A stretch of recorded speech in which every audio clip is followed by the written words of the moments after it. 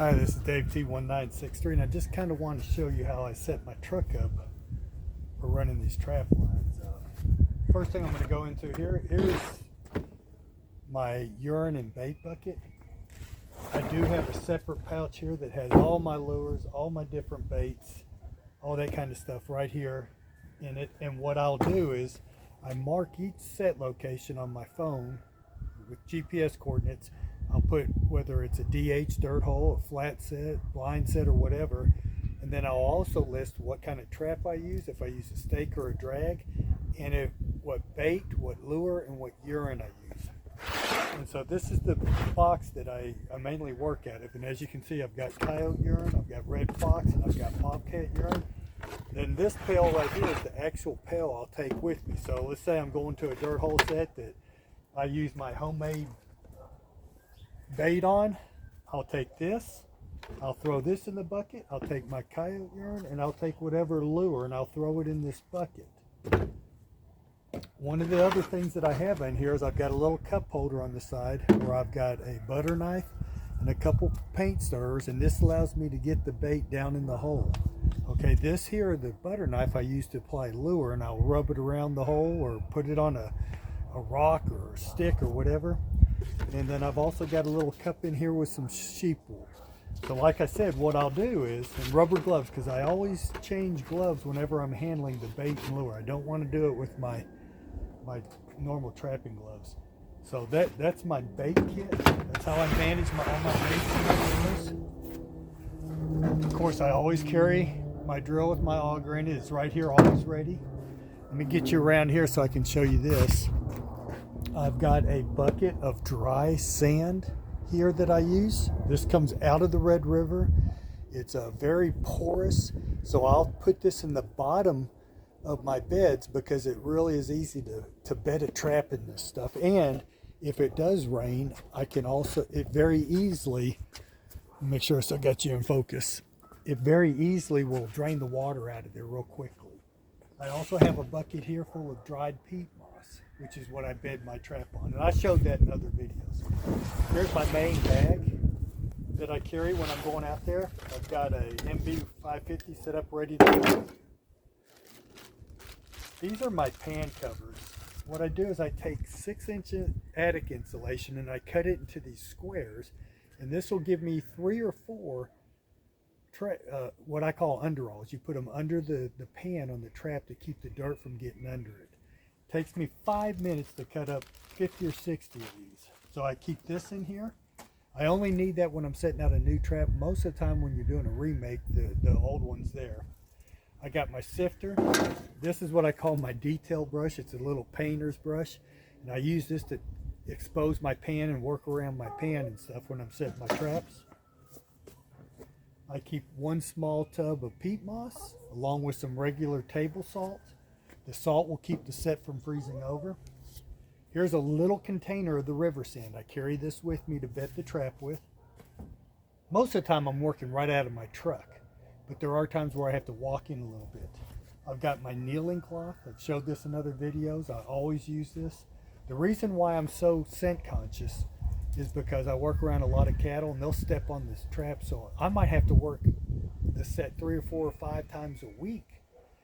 And if you keep going over to a set over and over again, anyone that's trapped coyotes long enough knows they kind of get a little spooky, so the less scent you leave around there, the better. I always carry my hammer with me.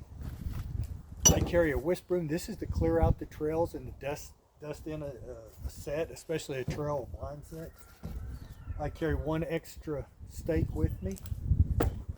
And then here's the 3 tools that I carry to the site with me. This is a trap pan adjuster, so you can make sure that pan's sitting level.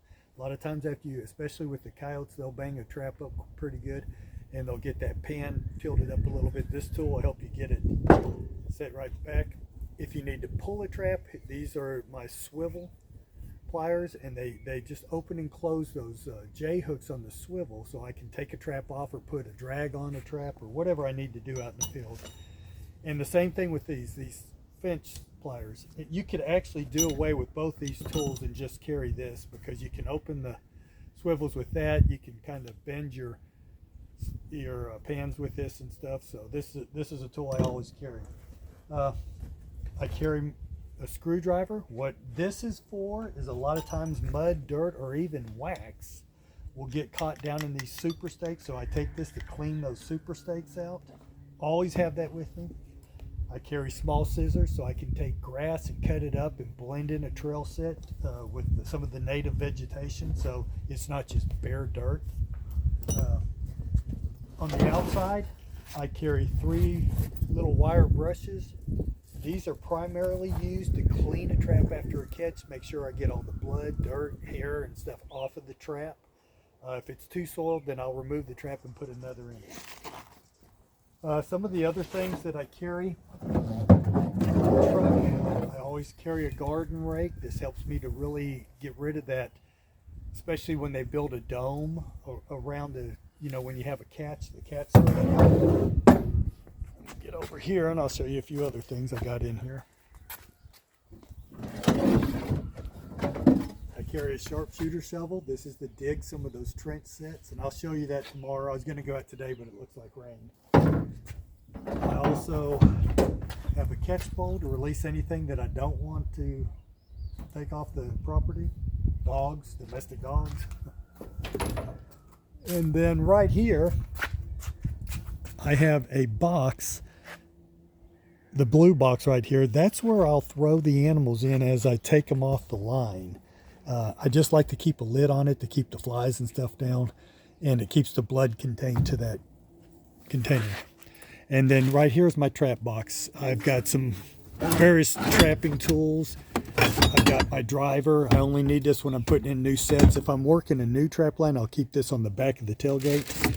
I have my skunk kit. This is to remove any of the skunk essence that I want to keep. I've got various raccoon traps in here, drags, shovels, little things. But this is the box that I work out of. Now, when I'm setting out a new line, I'll have 5 or 6 of these smaller boxes here just full of traps back in the bed of the truck that I'm working out of. But this is what I carry every day to do remakes, to replace a trap if I need to or whatever. I guess I can show you the front of the truck. It's filthy as all get out. I don't really carry a lot. I've got my skunk dispatch pole. I've got a 22, my jacket. I've got some various tools, some more of the pan coveralls down here, and extra gloves. That's my bobcat kit. It's got my tinsel, it's got feathers, it's got fishing line, all that kind of stuff. And then over on the other side right there, there's just a small bucket, and it's got DPs in it. It's got some cable runners that I don't know what they're called, but I make them up to where they go around a tree, loop into itself, and then I attach it to my DPs. And that's basically it. I mean, that's all you really need to carry to get going on a trap line. And like I said, most days, you're doing remakes, and so the remake really is all I really need for a remake is this bag right here, and maybe at times I have to have more peat moss and stuff, but usually I got enough material on site because the set's already made that I can make the set with basically my nail cloth, my sifter, and my detail brush. That's about all I'll really need at most of my remakes. I usually don't even carry my hammer on a remake. Anyway, that's a look at my truck. Dave P1963 out.